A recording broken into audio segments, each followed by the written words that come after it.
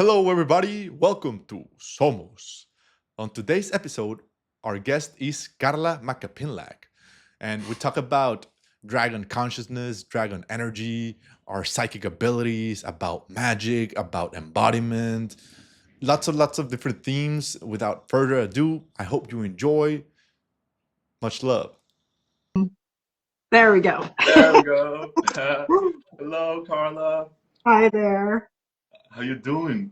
I'm good, thanks. How are you? Very good, very good. Thank you. I was just chatting with the people here about it's the first day since we've entered this new year, and it's lots of fire energy dancing and inviting us to take action, to move forward, to embody that sense of freedom that the fire has, right?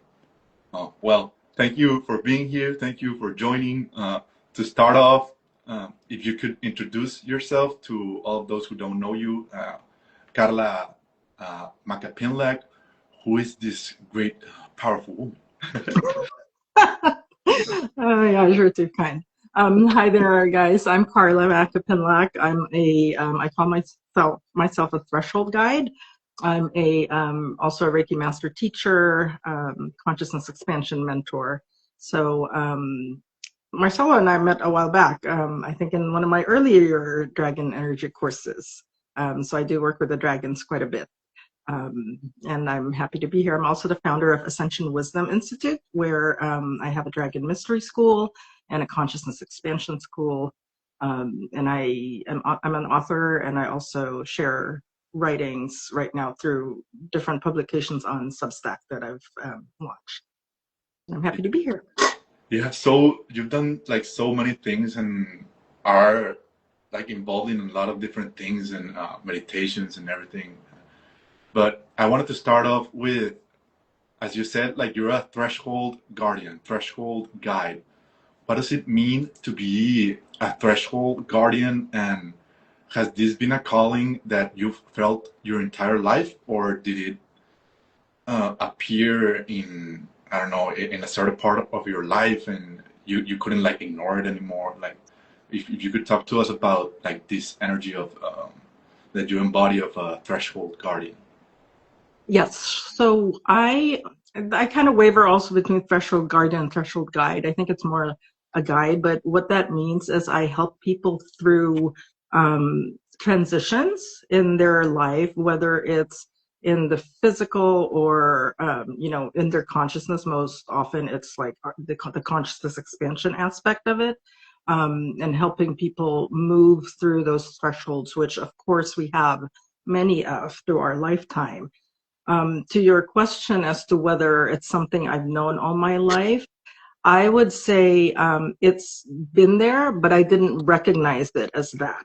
And it's only in the latter part of last year that the puzzle, one of the other puzzle pieces fell into place and connected, that's been my role even before I labeled it. But there are certain thresholds, some of them involving, transition from life to, the next dimension. You can call it death, but just different transitions, helping people move through those thresholds.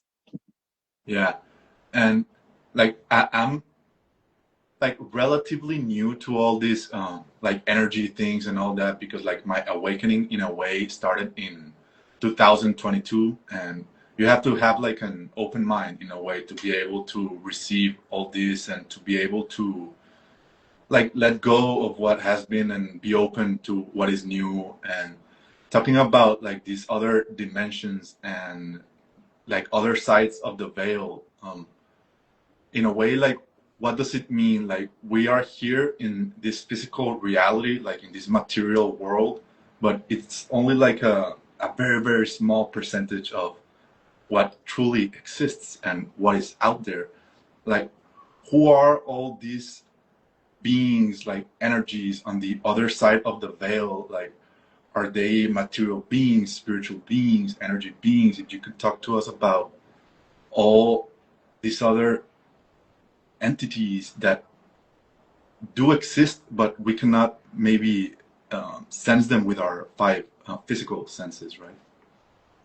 So early on, my inclination was to think of all these beings as external, other beings of obviously different dimensions, but they always felt separate to me growing up because that's, I was moving through things and trying to understand what I was experiencing.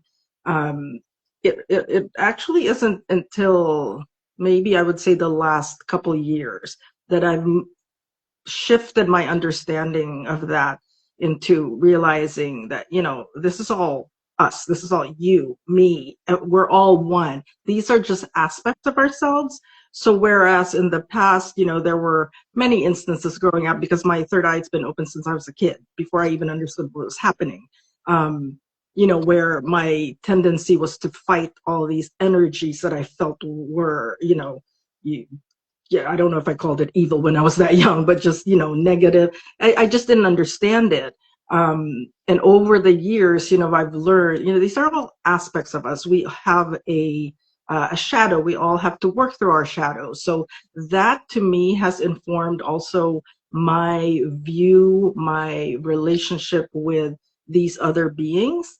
And I think that for everyone, there is a time in your life where that is very helpful, to see them as somebody separate, because maybe we need that external validation of a higher frequency being, an angel, whatever you want to label these energies that you encounter, where maybe to an extent it empowers us, but eventually you're going to have to, or I don't know, I want to say have, because we each are on our own journey.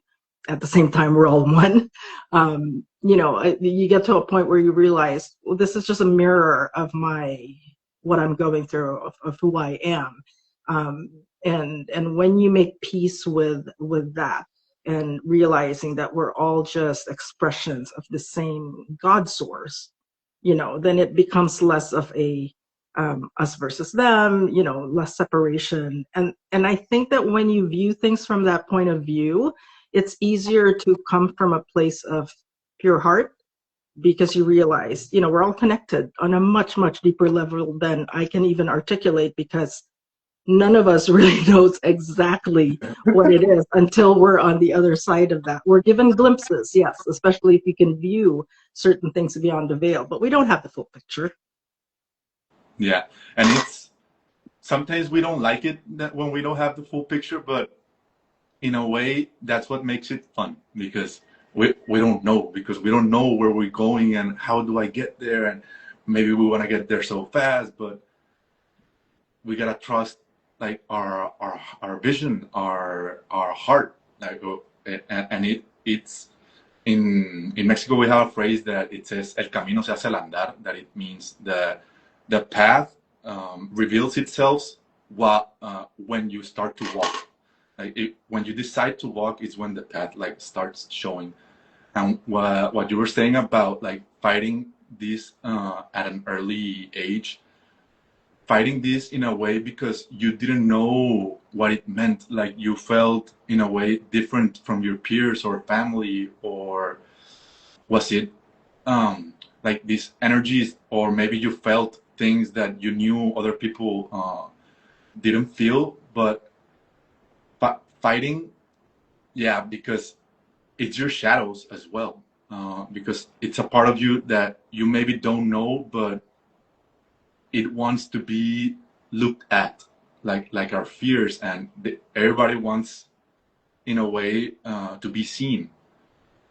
What can you tell us about this aspect of ourselves that we sometimes push away, or we don't want to see, like what lies beyond, or what happens when we decide to see it like eye to eye? Absolutely. That's a big part of it. It's like facing your fears, facing your shadows. To me, is an integral part of spiritual development, spiritual growth. Because if we refuse to look at that, it to me, it just becomes a cycle that you keep returning to, because it's not going to go away. You can't just ignore it away. And it's part of what we're here to do, is to face our shadows, face those fears through that, not so much from a sense of conquering, but more from a sense of knowing that it's all part of us. We're both the light and the dark.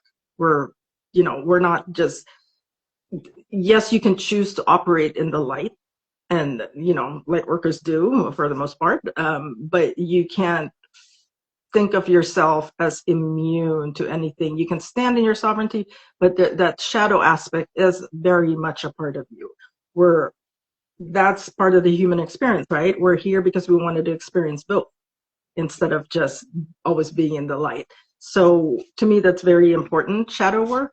And when we ignore it, I don't know if I'm answering your question, if I'm going off on a tangent. When we ignore it, it just becomes a pattern that recurs until we break that. Yeah, and it becomes like bigger and bigger, and yes, like life in a way like will make you see it. If you don't consciously like decide through your own will, like, yeah, okay, let me go through this, let me look at it. Life will tell you, okay, you don't want to know, okay, maybe I'll have to do this and this for you to really look, because it's all about like getting to know ourselves and integrating these both aspects of ourselves, because we're both parts. We're the light and the dark, and the dark, and in the dark, like, it's where your power lies in a way, because it's also like the, how do you say, vacío, the void, where it's a very like fertile ground, and where it's like the womb in a way, like it's where you can plant seeds, and if you like still put water and sun, like it'll start growing. But let's get into some some dragon stuff, because yeah, since I met you, since I like saw your picture, I really resonated. I don't know, with your energy and your field, and like these dragons and all this, because like me, I didn't know all this existed prior to 2022. So when I realized that this was true, it was a like a before and after in my life. Everything changed, and since this is true, like it implies that everything else is true in a way. So yeah, talking specifically about dragons, like what is dragon energy, dragon consciousness? What are these beings, and why do they come at this time, like for humanity? Like yeah, like starting off just in like what is dragonness and like their consciousness. To me, and I work primarily with the primordial dragons. I mean, there's so many different, just like humans, there are different kinds of dragons and all that stuff. But what resonates most with me is that primordial energy of the dragons, even though I work with both elemental ones, galactic ones, celestial ones, different ones. But when I say dragon consciousness, it's that deep knowing of our I'll say power, but grounded power, not power as in control over others. And most importantly to me, it's sovereignty, and standing in that sovereignty, and also being, just being very much a steward of this dragon consciousness when it comes to our ascension. Because a lot of people are waking up to this connection, as you know, recently, and it's because the dragons are there to help us really reawaken that, that inner inner fire in us, that inner power, and they're here for our ascension. They're very much in service to source. So not everyone's going to resonate with the dragons, even though we all have a connection to them, but they're not beings you can command, if you will. It's always grounded in pure intention, pure heart. But the reason they're really um, getting a lot more attention is because they're here to really help us move through these growing pains into our ascension into the next dimension that we want to evolve to. Yeah, it's beautiful, and them bringing this energy of sovereignty, it's like very, I don't know, powerful. And yeah, some many people won't resonate, but when you do, you really start to tap into your own power, into your own sovereign being, and you're realizing that all these energies live within you, and you gotta, in a way, like open yourself and invite them in. Well, I mean, they're already in, but yeah, like open, because I remember when we did a meditation many years ago, and the dragon said, like, it's not about like reading and all this dragon energy. Is about like embodying Yes. that energy, and embodying is where it really like starts to like do the trick, because it's not about just thinking and feeling. It's about embodying, and that's where when it gets interesting, because what does it mean to be a dragon? And there are many different dragons, like of element, because it's like your imagination in a way. It's like the limit, you know. But dragons, and it's so interesting as well that dragons have been in all these different cultures across time, Yeah. like from North Europe to Africa to Latin America to North America to like were dragons.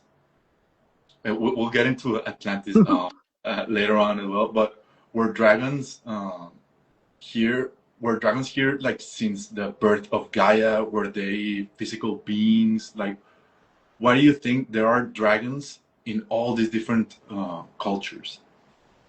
Yeah, what I've learned through the years when I was myself also just in the beginning stages of that reconnection is that they helped create Earth. And it also sort of ties into certain things that I've learned through, let's say, quantum hypnosis when I've gone received hypnosis sessions, or just, visions, different spaces where, it really confirms certain things that we've been taught or that we've learned about how they've predated Earth, and they've helped create that, and they've had many experiences in other galaxies, other dimensions, other galaxies, other star systems. Of course, some people think it's like mythology, but to your point, even early on when I was learning about it, it's like, how can they possibly be a myth when, like you said, there are all over the world before we had the type of modern communication we have now? Why is it that there are parallels? There's so much commonality and there are similarities all across different continents.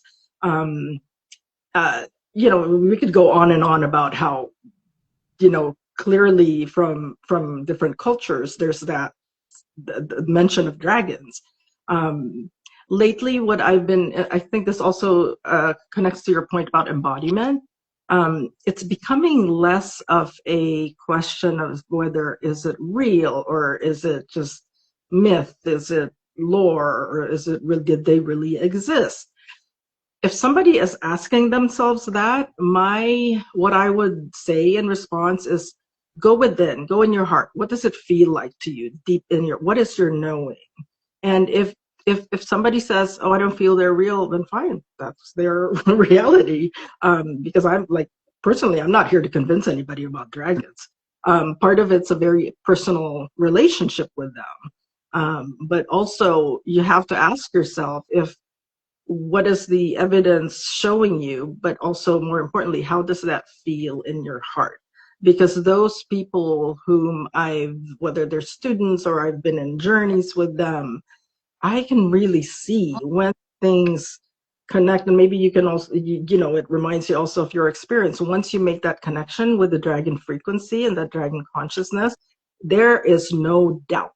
It's like you can feel it in your bones, and it's this deep, there's no fear, there's no, maybe there's a little apprehension for people where they're new to it, but the deep unconditional love is unmistakable. And like, that's what I would say. It's like, go with them. How does it feel to you? So obviously for me, I know they're real. Yeah, yeah, because it's very different, like believing and knowing. Like I know, like every cell in my body doesn't doubt it is real. And you said you're talking about love. It's very, like in a way, beautiful because many may not think of dragons as loving beings because dragons also have this very like intense energy and powerful energy. You sometimes may get intimidated by it because the energy is too high, but you knowing that all that energy and what you say that they work like with source.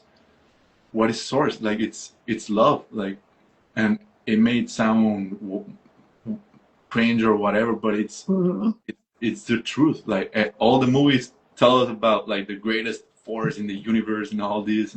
It's love, and dragons being primordial beings, they gotta be loved. And I love that they, in a way, like weave different beings into one. We here in Mexico we have this. I don't know if you heard of them, alebrijes. Alebrijes, and they like put different animals into one animal. Like you may have like the Oh. claws of this animal, the body of this animal, and the head of this animal, and it becomes like this new being in a way. And that's what it is. Like it's because it's your imagination. Like where can it go? What's the limit? There are no limits. You also talk about this in your Substack. But dragons, like we're talking about all these different cultures that have been for millennia, and it's been so long since they've been here, and time changes, but like the temples and the sacred sites still have these carvings and these dragons to it, but people may not believe because where are like the bones and the physicality of these beings, but like predating what we like as a collective humans know that it is like the like not knowing about Lemuria or Atlantis, Mhm. but us talking about this like Atlantis. How was the relationships with Atlanteans and the dragons? Like were dragons with us like all the time? Were they like we could see them fly physically, see them, or were they also just like energy and like their own consciousness and embodying it, like knowing that it lives like within you? My knowing, it tells me that they were actually there in physical form, but I would say not towards the end of Atlantean times, more earlier on, because before things started, before the distortion came in and all that. But and I'm actually getting some of this right now. Like certain people would walk with them, and I wouldn't necessarily say train with them, but they were very much part of the landscape. But like we would work closely with them. Not everybody, but certain people in Atlantis were sort of like dragon guardians. Not that they were. It sounds funny to say dragon guardian because they're they're more massive and powerful than you. It's really the other way around lots of times. But there was that sort of relationship, like with the dragons, that's very much visible, I would say, earlier on in Atlantean times. It's beautiful, like just thinking about it, and as you said, like purity of heart, innocence, like truly believing that it is real, and like as you said, also like go within, ask yourself, stay in silence, in stillness, and what do you feel? What sensations come to you? Because like, do you want to believe or no? Right. It depends on you in a way. And do you think like in I don't know if distant future or short future or in the future of humanity that they will return in physical form?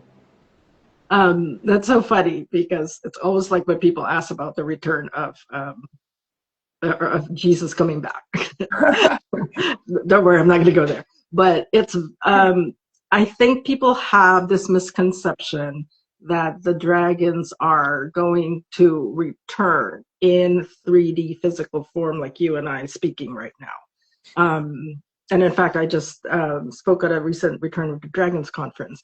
My view of that is it's not so much them lowering their frequency to come in here and start walking among us in physical form. It's a return of our dragon consciousness. It's our consciousness rising to meet their frequency and to be able to then be among them again. And to me, it's less of a question of seeing things in the physical as it is, you know, I think what we should be asking ourselves is, are we ready to rise to the occasion, to raise our consciousness to meet them at that level? Because if we're focusing on our ascension, you know, that means our consciousness leaving this dimension, right? So as you move into the next dimension, or wherever we go as a collective, we're going to be more, or their frequency is going to be more accessible to us. I hope that makes sense. So to me, it's not so much like, okay, we're going to see them, even though, you know, those who are clairvoyant or even other clairs, when they can tap into that, the presence of the dragons, they sense them around. And I'm not saying they're not here now. Some of them are, but they're not in flesh and bone where we can see them that way. But they're here. They're just, to me, they're just beyond the veil. I will also share that when I've connected and worked with dragons and I've seen them, there are different frequencies also among them. Like some of them I see at ground level, like, you know, they're right here, just beyond the veil. Others are very high frequency, especially if they're coming from a different galaxy, and they're lowering their frequency a bit, and then I am raising my frequency a bit to meet them halfway. So I hope that answers your question, but I really do not think they're going to be, that the point is for them to come back into 3D form. Yeah, because like, and also the question is like, if it were to happen, like, are we ready for it? Like, what would be our reaction? The same as like our galactic brothers, like, because we are advancing as humanity, and as you said, like evolving, because it's like the only constant, like change and evolution. You also talk about in your subtext, like about like spiral, no? That's the way the energy works. And what was I gonna say? And yeah, like because we're moving forward, but as a collective, like we still don't know our roots. Like we still don't know like where we came from. What are we? What are humans? Like our multi-dimensionality. Like we came. Yes, there are civilizations that existed before. Lemuria, Atlantis, Hyperborea, all this that are real. Like it, but I feel like it's like step by step, and it gotta happen like slowly, like the unfolding of a flower. And I don't know how it's gonna happen, and that's the beautiful thing about it. But it will happen because we gotta remember where we came from before we start moving like faster as a collective. And yeah, many systems may fall and things may happen for us to like stay in stillness and start listening to people like you and other people who work with these energies, or originary people that have lived like their whole lineage on the earth. But yeah, we have to remember, right, return to the heart, like who are we, like where do we come from, because that is still like an unknown, like an incognito. And many people are afraid, and when they hear like there's a trauma and like a trigger, and they don't want to hear about it. But yeah, and as you said, like we may not see them physically, but we've been with them, and that's, I think that in a way is the point, like knowing ourselves that we are way more than this body, that we have been in other star systems, that we have been in other planets, that we have lived through these past civilizations, and that we have been with them. So it's just remembering and knowing with your full heart that you've been with them and they exist, and now our relationship with them is not like through physical connection, but more and seeing them as well, like in other ways. And that's what apocalypse means, no? Like the unveiling. And let me show Mhm. the truth. You also talk about a lot about knowing the truth. Like, stop telling me little lies. No, tell me like the truth. I want to know the truth. And that's why I think we are, as a collective, like as humanity, are starting to get into, like, we want to know the truth. And that's what, Mhm. like, this new cycle, this new era, it's all about. Like, we're children of the sun, and what is the sun? It's light. It reveals the truth. If you don't want to Yeah. see it, well, it's gonna happen anyway. So you prepare for it, right? Yeah. And it's just like working with our own shadows, right? But on a collective level. Um, yeah. So I forgot what I was going to say. Anyway, it slipped my mind. Maybe it'll come back. Yeah, yeah. It's so beautiful working with dragons. What would you recommend to people that are starting just to tap in or to find out that they are real? Like, what would you tell them or recommend them to do if they want to tap more into their, like, their energy or like their consciousness, bringing them to them? I would say to be open, but not to have any expectations. It's connecting with the dragons is, to me, when we seek it out actively, it's not necessarily what makes us receptive to that connection. Um, I think a clearer path to that connection is being open and open-hearted and coming from pure intention. Um, that said, they can they can communicate with them even if they don't see them, and just ask for a sign. Signs are wonderful. You could ask for something very specific. But ultimately, it's when a person is ready, they will connect, even if they're not expecting. That's how I reconnected with them. I wasn't really searching them, seeking them out. Because th- there's a lot of trust that comes into that also. Not just trust in the dragons, but trust in yourself and your own path, your own journey. um, when we started talking, you mentioned something about how, yeah, we want to know right away, right? There's a human aspect of us who give me all the answers now.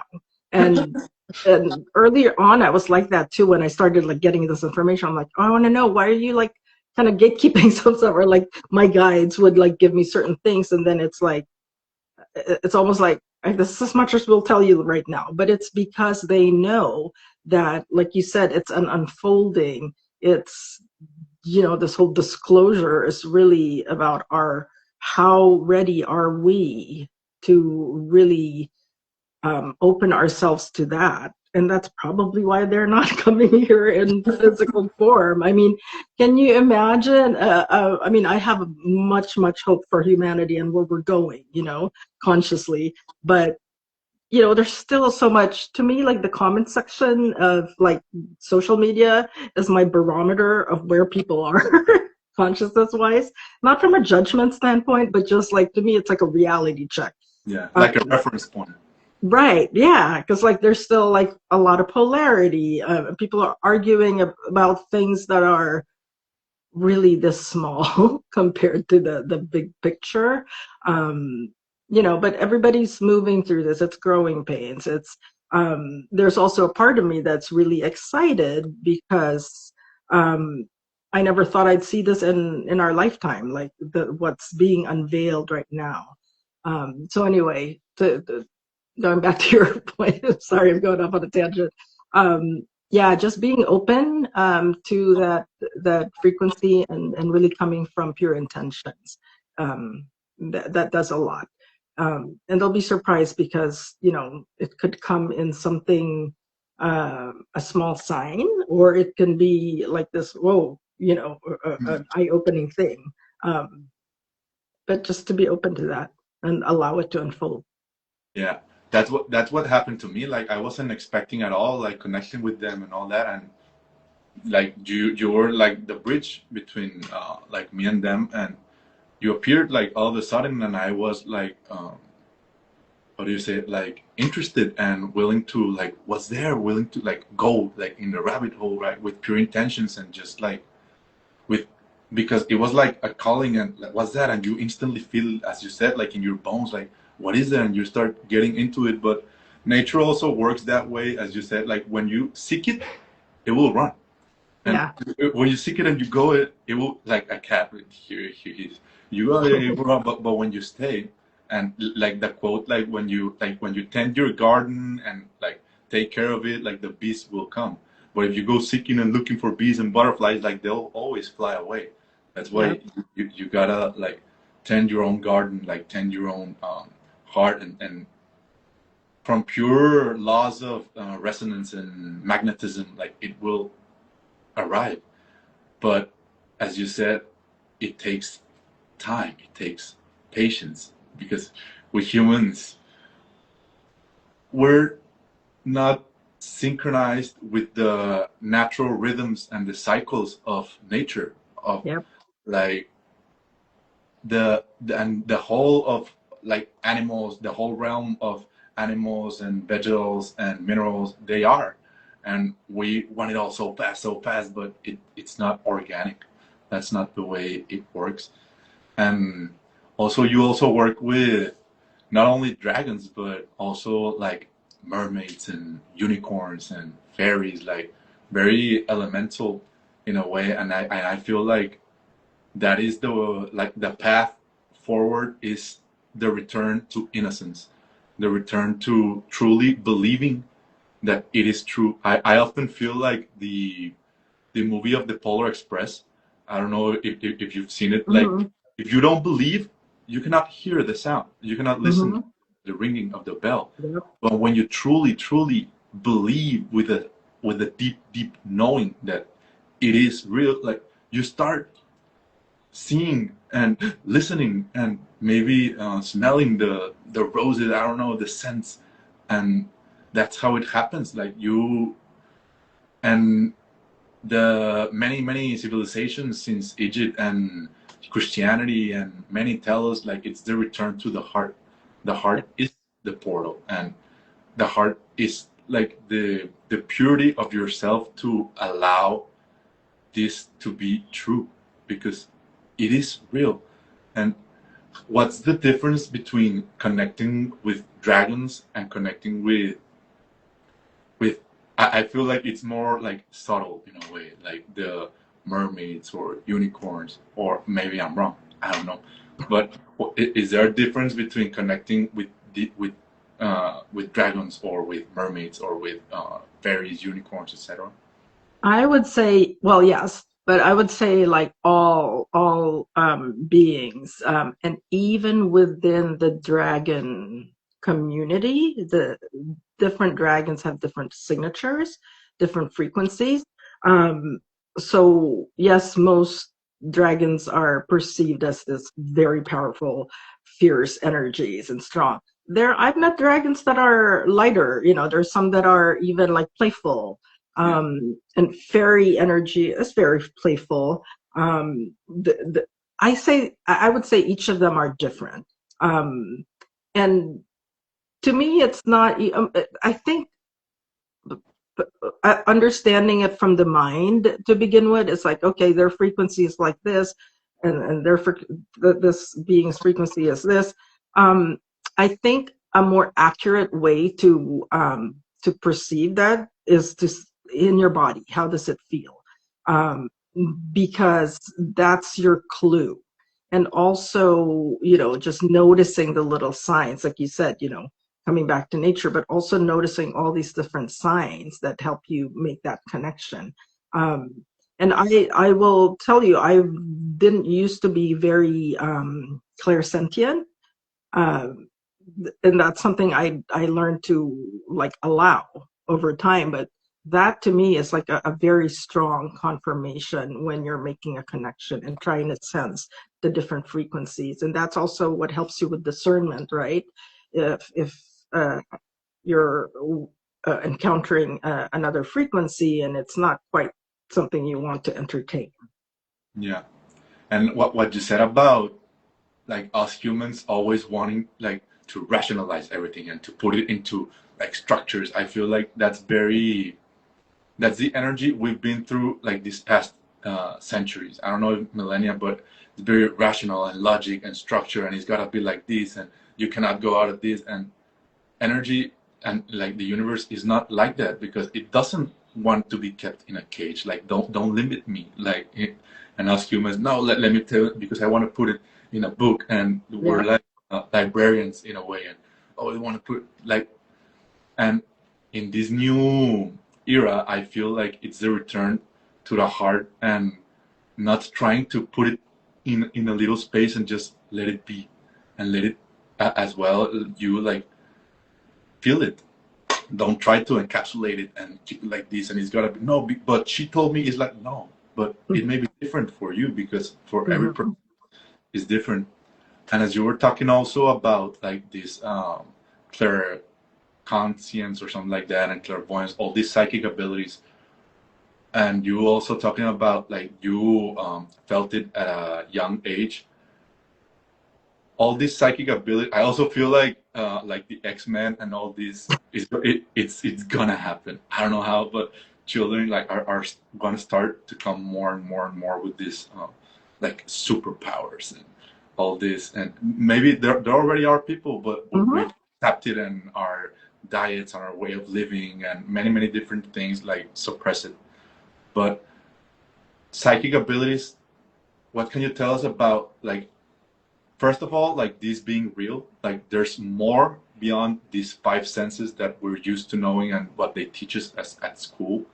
And how can we like develop them, or yeah, like start tapping into it and like growing it? Like how do you know? Because you may have all, but some people have more than the other, and how to find your own abilities in a way. It's like I feel like it's like a movie or a book, like full of mysteries and all that, like mages, witches, and yeah, And like you said earlier, that's part of the fun, right?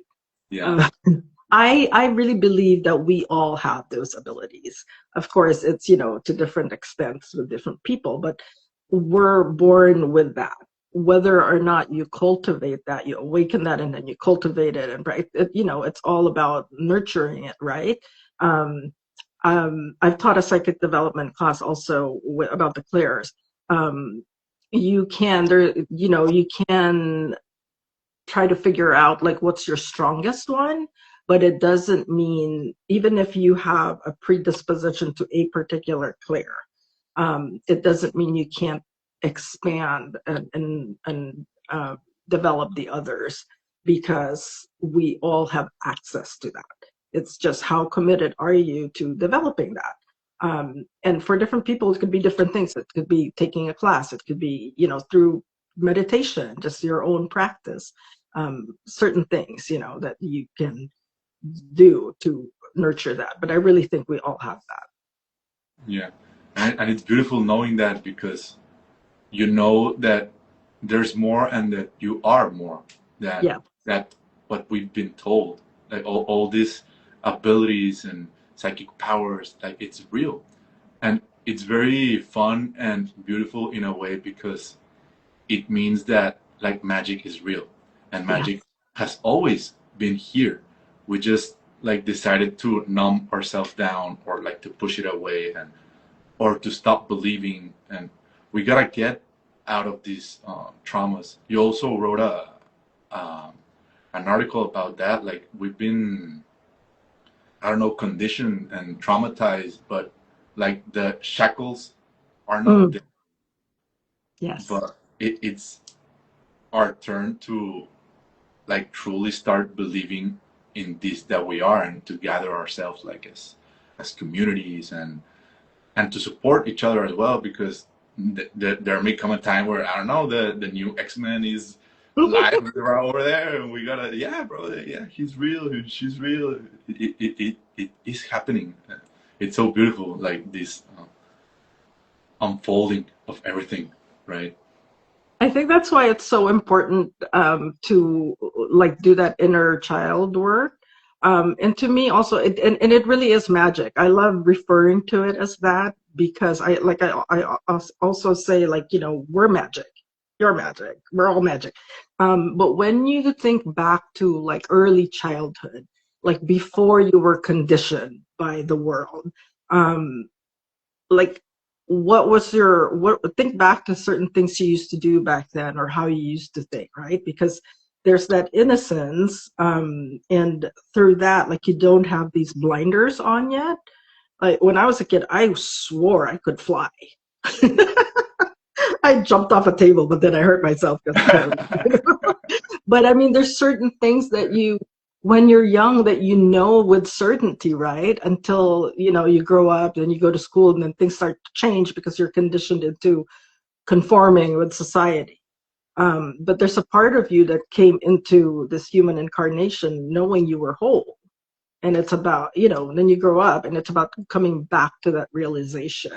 And one of the things with the dragons also is they will be one of the first to tell you, stop playing small. Like, why are you, you know, and that's part of, I think, the beauty of working with them is because they remind you, it can be a fierce reminder, but it's still grounded in that love that, you know, you're more powerful than you think you are.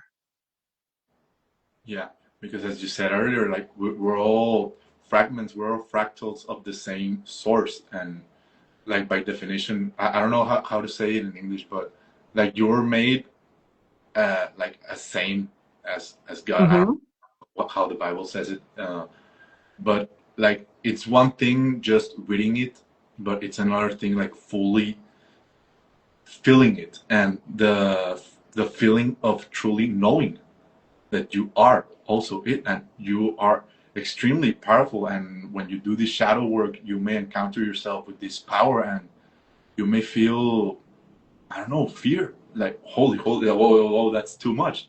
But that's why it may be overwhelming, but it's little by little by little, step by step, and truly embodying it. And all this about psychic abilities and magic and all that, also embodying that part.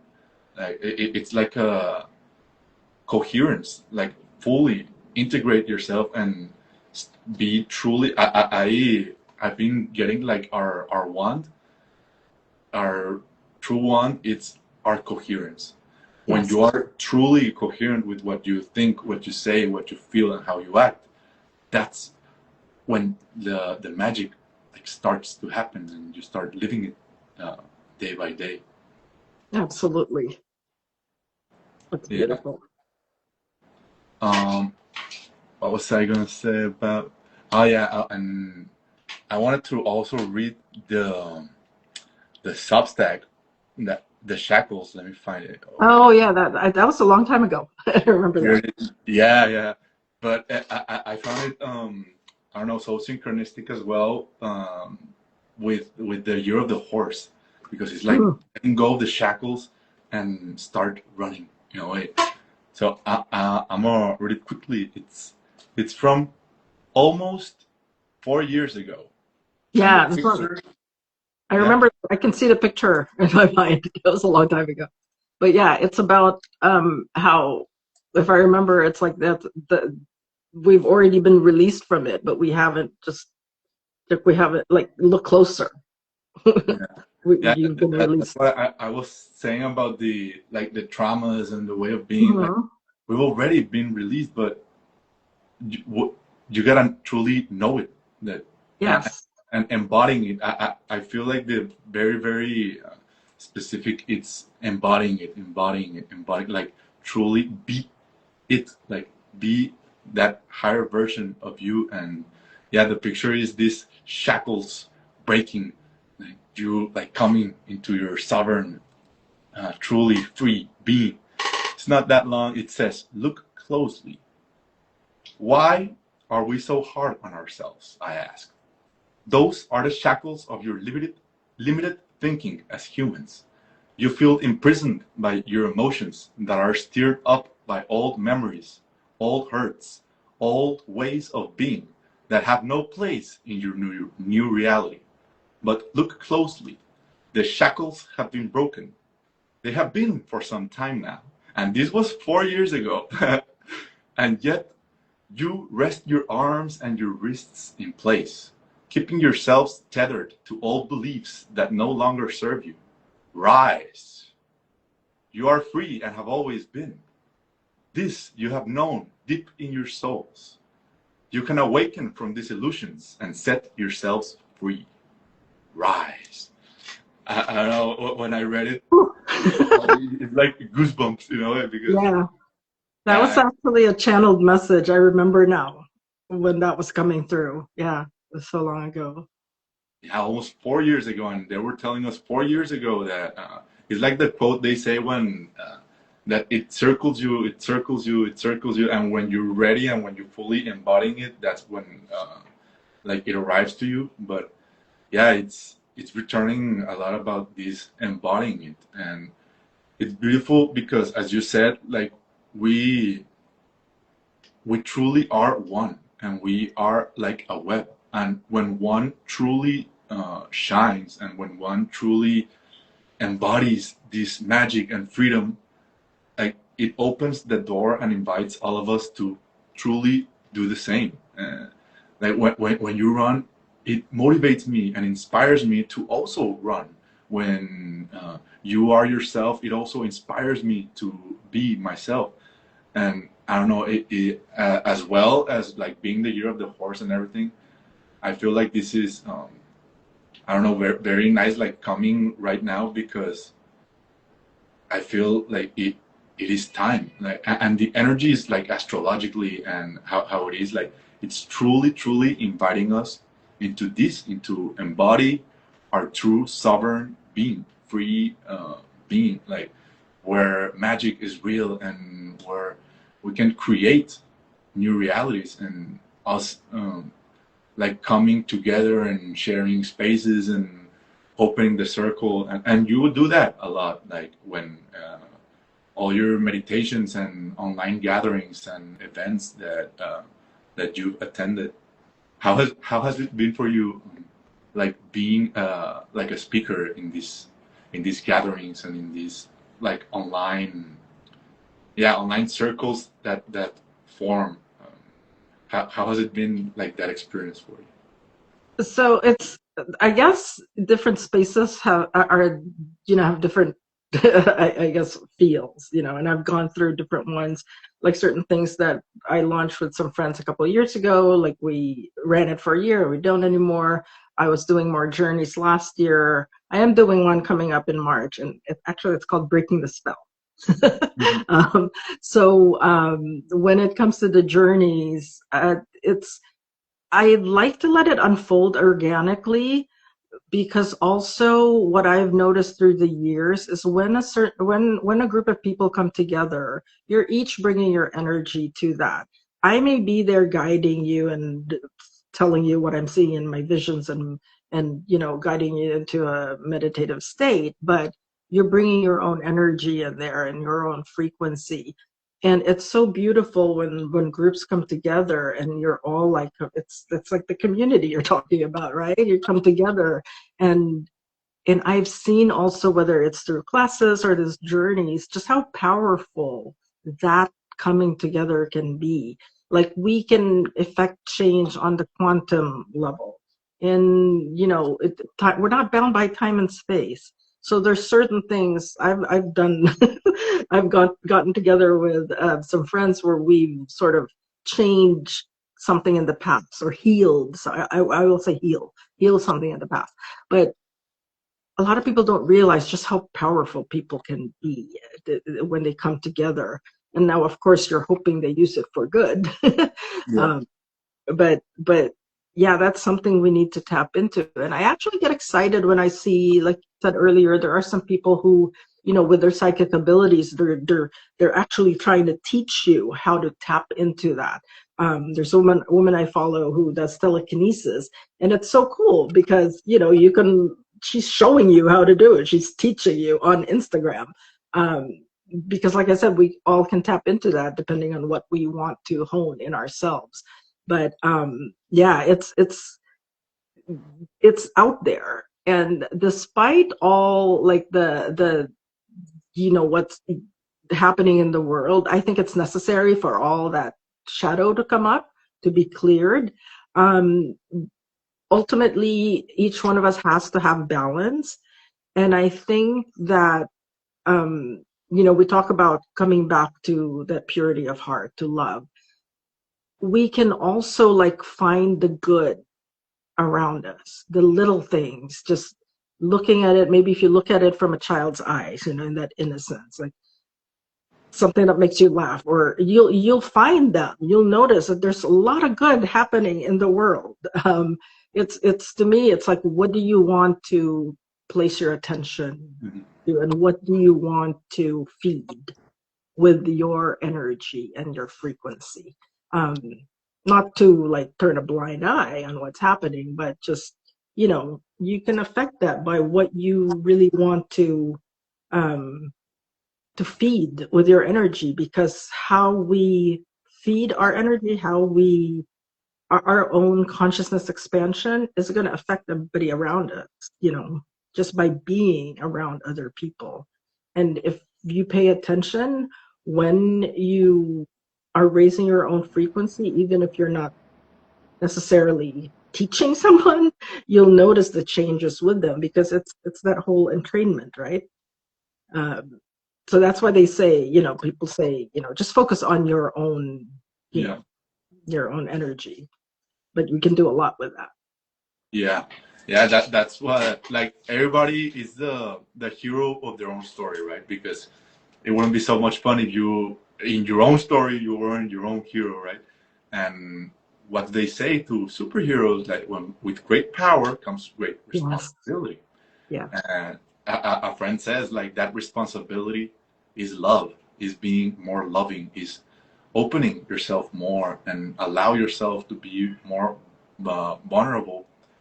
And yeah, as you said, like, feeding where you, like, all this energy, and where your attention goes, like, energy grows. That is very real. Like, as I'm not, like, I'm consciously deciding not to put that like, in my eyes and my ears, because I don't want to feed that. And I'd rather, I don't know, go outside, or I'd rather read something or listen to something beautiful. But it's not me turning a blind eye on that. It's me consciously deciding not to feed that with my own energy and putting it somewhere else. Because if it's a resource, I don't want to waste my resource on that. I want to use it for good, in a way, right?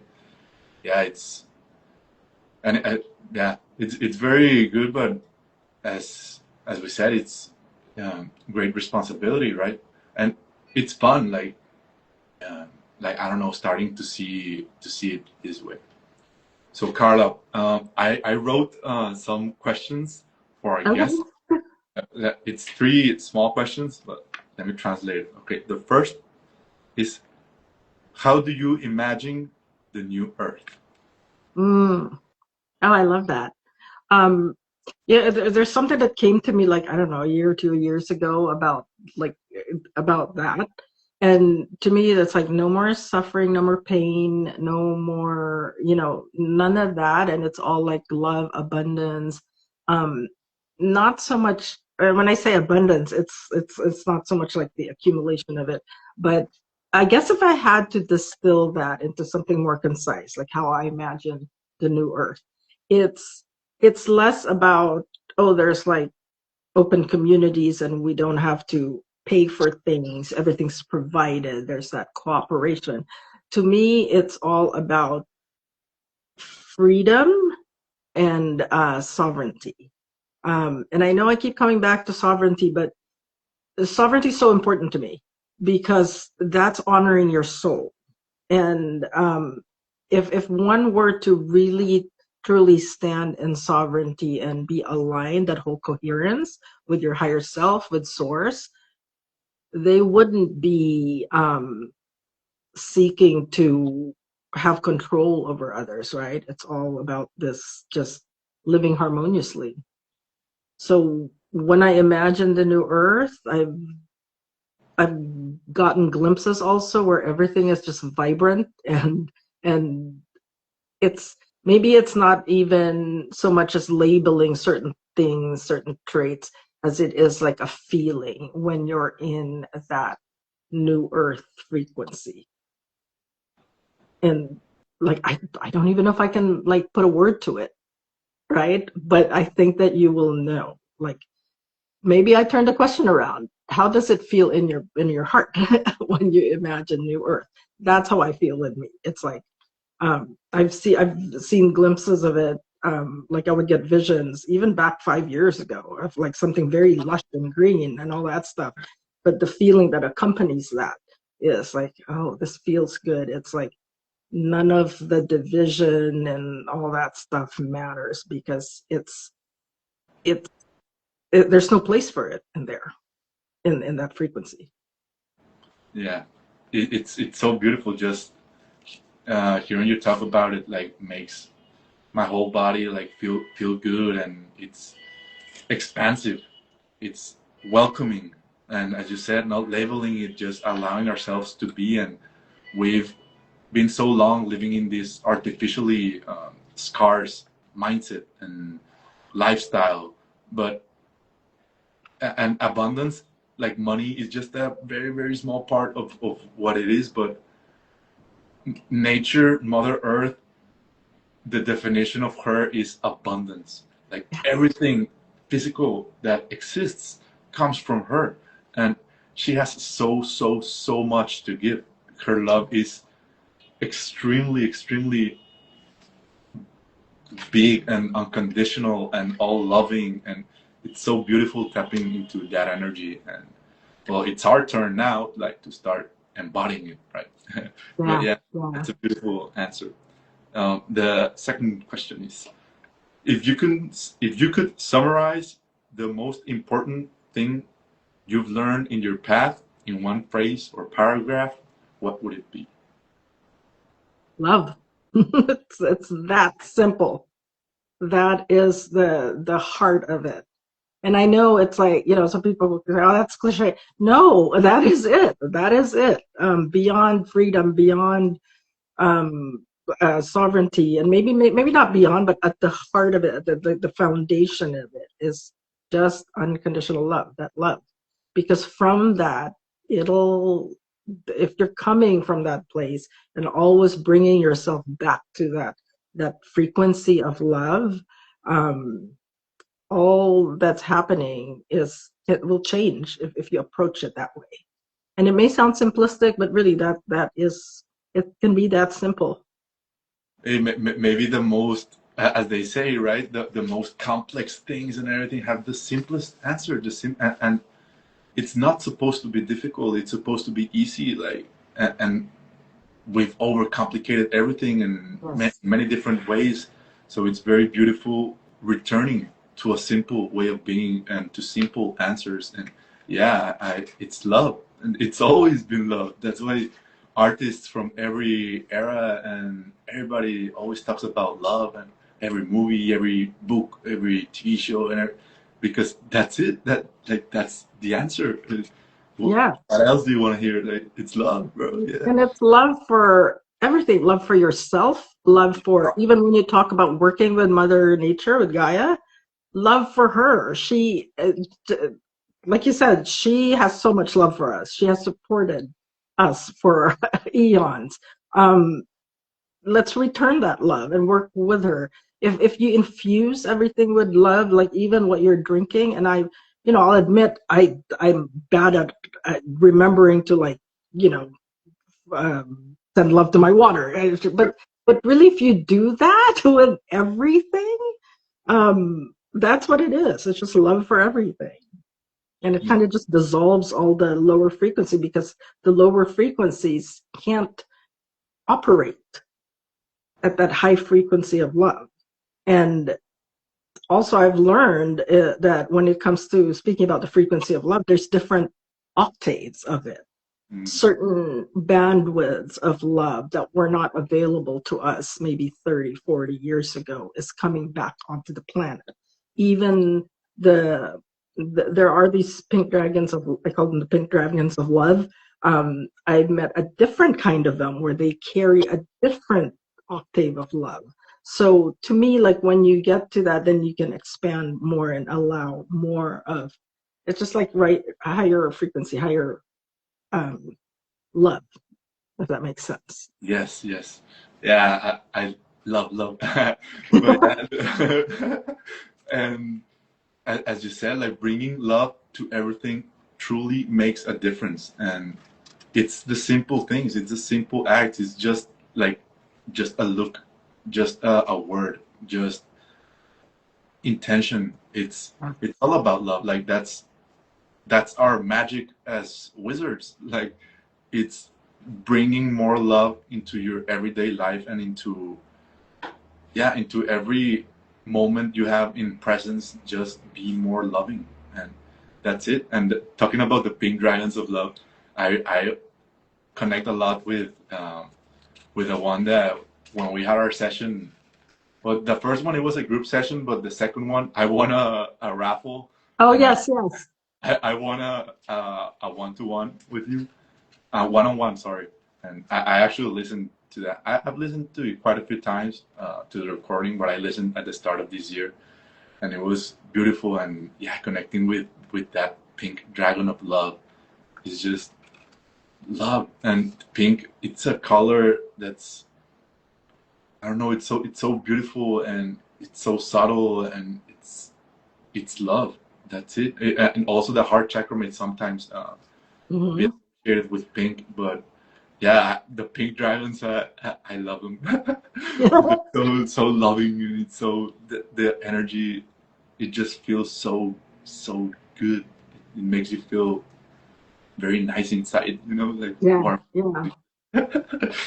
And another way we can use or be in that frequency of love is just to send that to the darkness that we see, whatever that is.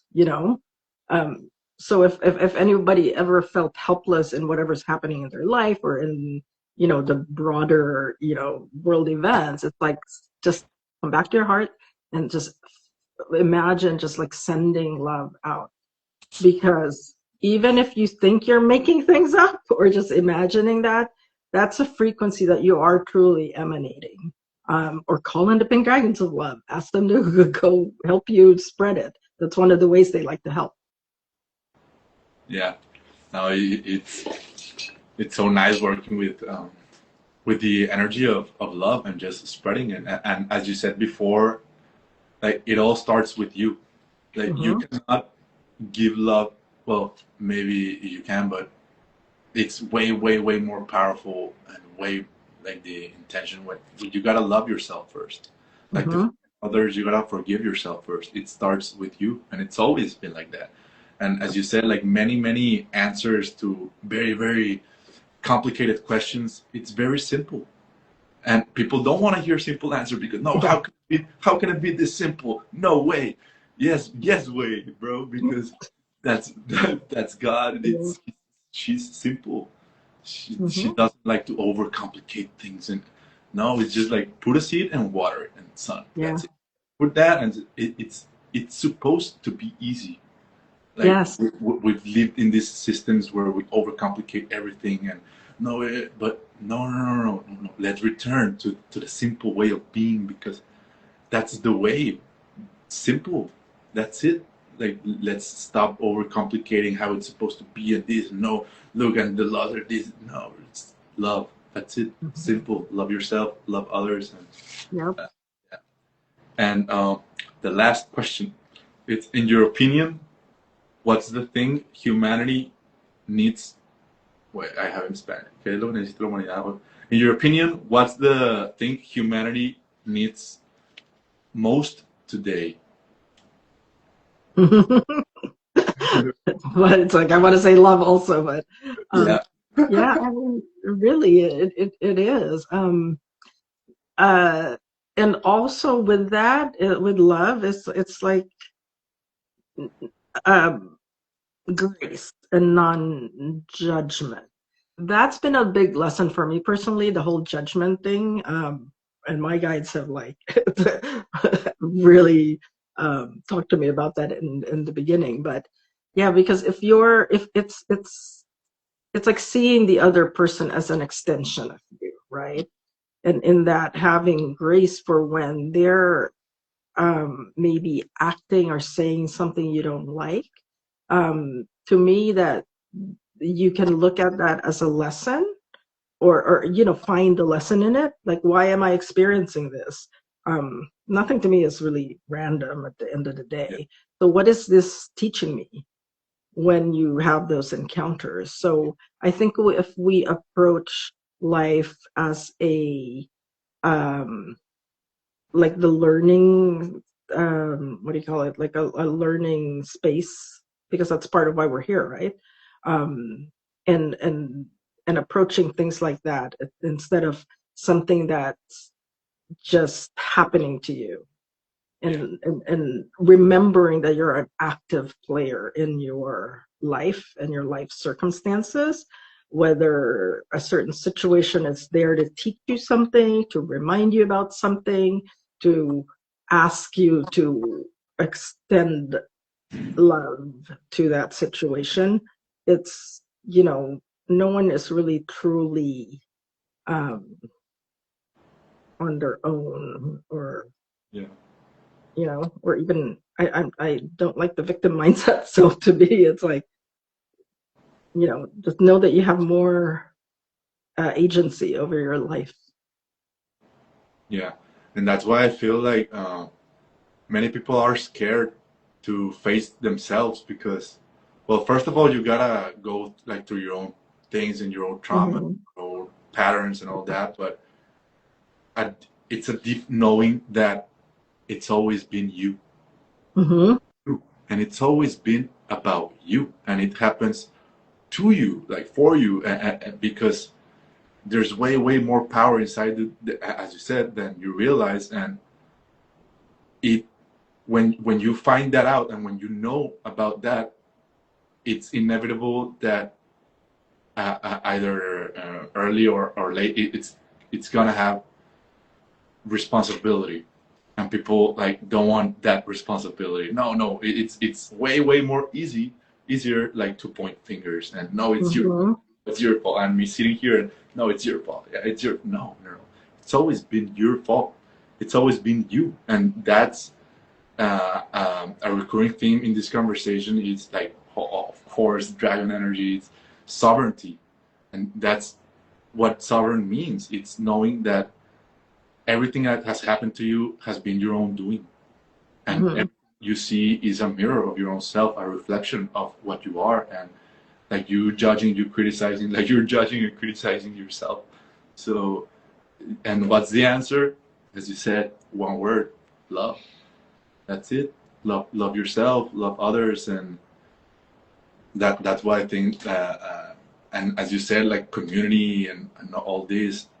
This is like my intention as well with this. It's like opening the circle and seeing ourselves in the other, and this new age, like age of Aquarius, like invites us to be more in community. It's common unity. Like we all have something in common, and we all may have like our different circles and all that, but at the end of the day, we're all one. And Yeah. yeah, cliche and all that, but it's of course it's gonna be cringe, and it's of course it's gonna be cliche because I don't know, but and that's it.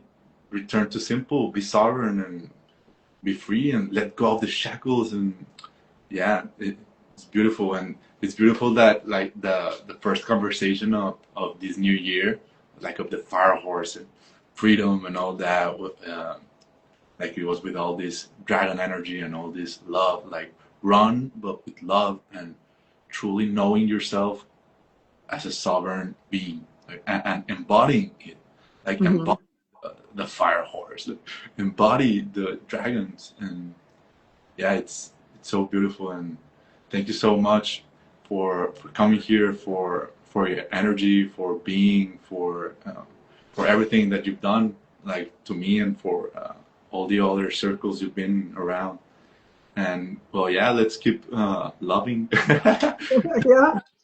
and yeah, tapping into that dragon energy, because I feel like every time it's getting more and more intense, and it's inviting us to embody it more, and to invite others as well to tap into this energy, and to